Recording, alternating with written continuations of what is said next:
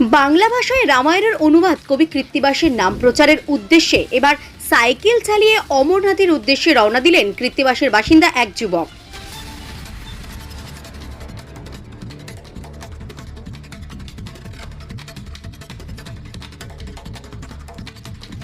সোমবার আদিকবি কৃত্তিবাসের জন্মস্থান থেকে সাইকেল চালিয়ে অমরনাথের উদ্দেশ্যে রওনা দিলেন এই যুবক। সোমবার ফুলিয়া কৃত্তিবাস থেকে শুরু হওয়া এই সাইকেল যাত্রা প্রায় ৩,০০০ কিলোমিটার পথ অতিক্রম করতে সময় লাগবে প্রায় ২ মাস।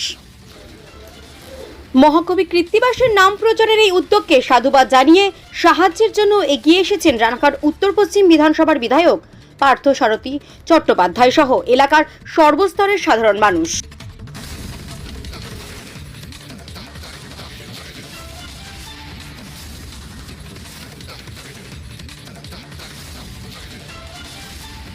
আমি আজকে শ্রী অমরনাথ যাত্রা উদ্যোগে বেরোচ্ছি জম্মু অ্যান্ড কাশ্মীর। আমাদের যে ফুলিয়া কৃত্তিবাস আছে, মানে কবিগুরু যে কৃত্তিবাস যে বাংলায় রামায়ণ রচনা করেছিল, তার যে এই যে ধর্মটা আছে, মানে এই প্রচারটা নিয়ে আমি আগাতে চাই যে তাকে আমরা সারা বিশ্বে, মানে পশ্চিমবাংলা না সারা বিশ্বে তার নাম যেন জয় জয় করে, এই বার্তা নিয়ে। আর তার সঙ্গে সঙ্গে আমাদের এমএলএ সাহেব যে শ্রী পার্থ চ্যাটার্জি বাবু, উনি আমাদের হেল্প করছে, আমার অনেকেরাই হেল্প করছে। কতটা রাস্তা পথ পাড়ি দিচ্ছে? ৩,০০০ কিলোমিটার। কতদিন সময় লাগতে পারে? আমাদের টার্গেট আছে ২ মাস। প্রশাসনের পক্ষ থেকে কতটা সহযোগিতা পাচ্ছেন? আমাদের এমএলএ সাহেব সহযোগিতা করছে, মানে সবাই সব রকমভাবে সহযোগিতা করছে। রাস্তাঘাটে তো বিভিন্ন সমস্যা হতে পারে, সেই ক্ষেত্রে আমাদের বিধায়ক স্যার আছেন, আমাদের চঞ্চল লা আছে সভাপতি, বিজয় মন্ডলের সভাপতি। এখন কতদিন যাচ্ছেন আপনারা ফুলিয়াতে? ২ জন, মানে আমি এখান থেকে একজন যাচ্ছে, শান্তিপুরতে একজন হবে। এর আগে কোথাও গিয়েছেন? হ্যাঁ, এর আগে আমি দার্জিলিং গেছি আর তারাপীঠ গেছি সাইকেল। কী নাম আপনার? বিশ্বজিৎ সরকার। কোথায় বাড়ি? ফুলিয়া বিবেকানন্দ কলোনি। এটা আমাদের কাছে খুব খুশির খবর যে নতুন প্রজন্মের ছেলে মেয়েরা তারা বিভিন্ন তীর্থস্থানে যাওয়ার প্রবণতা, এটা খুশির খবর। আমরা ওকে শুভেচ্ছা জানাচ্ছি এবং আমাদের বিধায়ক, সম্মানীয় বিধায়ক পার্থসারথী চ্যাটার্জি মহাশয়, তিনিও উৎসাহ দিতে উপস্থিত হয়েছেন। ওর যাত্রা শুভ হোক।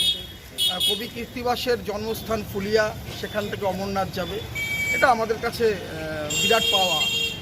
চঞ্চল চক্রবর্তী, সহকারী সভাপতি, শান্তিপুর পঞ্চায়েত। বিশ্বজিৎ সরকার ও যাচ্ছে ফুলিয়া টাউনশিপ থেকে অমরনাথের উদ্দেশ্যে। বিষয়টা এটা যে শুধুমাত্র অমরনাথে যাওয়ার ব্যাপার নয়, ও শুরু করছে কৃত্তিবাসের জন্মস্থান থেকে এবং শেষ করবে অমরনাথে। অর্থাৎ এই যে ধর্মীয় একটা মেলবন্ধন, সেই ধর্মীয় মেলবন্ধনের বার্তা নিয়ে অমরনাথ যাচ্ছে। এর আগেও গিয়েছিল, দার্জিলিং গিয়েছিল। আগামী দিনে আরও বড় পরিকল্পনা আছে।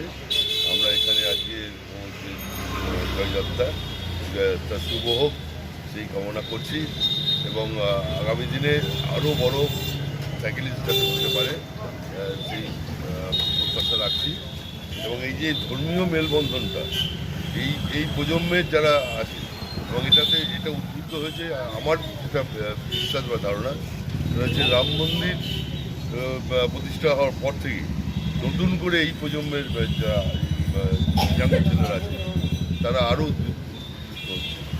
তো এই জায়গায় দাঁড়িয়ে আজকে ও যাচ্ছে, আমরা সকলেই শুভ কামনা করি। এসে গেছে আপনার এলাকায় জাদুকর কিসমত কুমার। খালি হাতে টাকার বৃষ্টি হতে দেখেছেন কখনো? অথবা আগুন থেকে সুন্দরী মেয়েকে জন্ম নিতে, বা গরিলার সামনে মানুষের যুদ্ধ? এমনই আরো আশ্চর্য খেলা ও জাদু দেখতে আপনাকে আসতেই হবে শীততাপ নিয়ন্ত্রিত ফুলিয়া সুকান্ত ভবনে।